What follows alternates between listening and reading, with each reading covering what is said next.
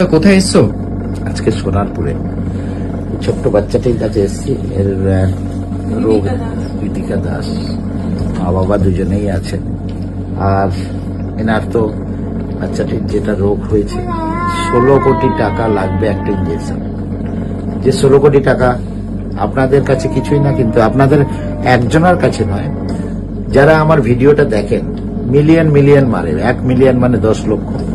10 লক্ষর মধ্যে যদি 10 লক্ষ মানুষ 160 টাকা করে দেয় তাহলে কিন্তু 16 কোটি টাকা কালেকশন হয়ে যায়। আমার 1-2 দিনে মিলিয়ন মারে, তো 1-2 দিন মিলিয়ন মারলে তো 2 দিনে বাচ্চাটির 16 কোটি টাকা কোনো ব্যাপার না।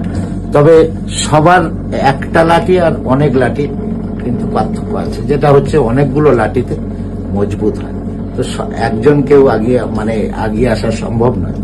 এর জন্য আপনাদেরকে আবেদন করছি, আমার ভিডিওটা যদি 1 মিলিয়ন কেউ লোক দেখেন তো 1 মিলিয়ন মানুষকে আমি আবেদন করছি 160 টাকা, 1 থেকে 1.5 লিটার তেল একটু কম পোড়ান, কিন্তু একটু 160 টাকা দিতে এমনি আপামর জনগণের কিছুই অসুবিধা। আমার স্পিচলেস হয়ে যাচ্ছি যে এইটুকু বাচ্চার সে হয়তো রোগ বিষয়ে কিছু জানেও না, এখনো পর্যন্ত কিছু জানে না তার কি হয়েছে।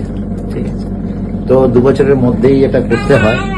1 বছর হতে চলেছে, 9 মাস, 9.5 মাস বয়স এই বাচ্চাটি।